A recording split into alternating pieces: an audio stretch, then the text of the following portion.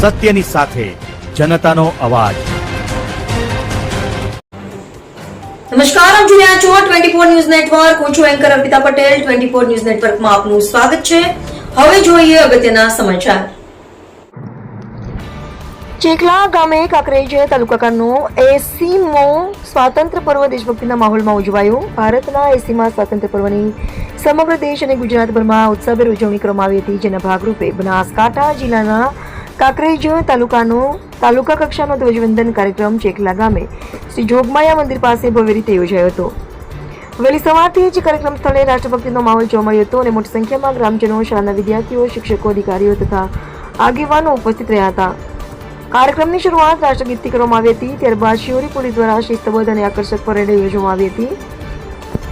Parade બાદ કાંકરેજ તાલુકાના મામલતદાર ગૌતમ દરજીએ રાષ્ટ્રધ્વજ ફરકાવી સલામી આપી હતી। આ પ્રસંગે મામલતદાર ગૌતમ દરજીએ દેશની આઝાદી માટે પોતાનું જીવન અને સર્વસ્વ અર્પણ કરનાર સ્વાતંત્ર્ય સેનાનીઓને યાદ કરી શ્રદ્ધાંજલિ અર્પણ કરી હતી। ધ્વજવંદન બાદ ચેકલા ગામની શાળાના વિદ્યાર્થીઓ દ્વારા વિવિધ સાંસ્કૃતિક કાર્યક્રમો રજૂ કરવામાં આવ્યા હતા। કાર્યક્રમ દરમિયાન સરકારી વિભાગોમાં ફરજ બજાવી પોતાની કામગીરીમાં ઉત્કૃષ્ટતા દર્શાવનાર કર્મચારીનું પણ સન્માન કરવામાં આવ્યું હતું।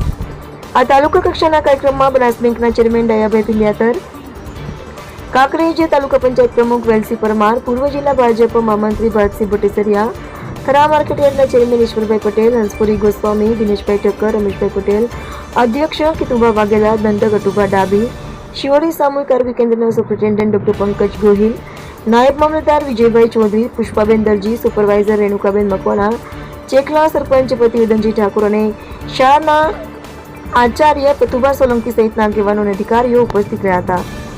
સમગ્ર કાર્યક્રમનું સંચાલન પાયલબેન રાઠોડ દ્વારા કરવામાં આવ્યું હતું। કાર્યક્રમને સફળ બનાવવા માટે કાંકરેજ તાલુકાના વહીવટીતંત્ર, પોલીસ વિભાગ, શાળા પરિવાર તથા વિવિધ સરકારી વિભાગોના કર્મચારીઓ દ્વારા આયોજનબદ્ધ રીતે ભારે જહેમત ઉઠાવવામાં આવી હતી।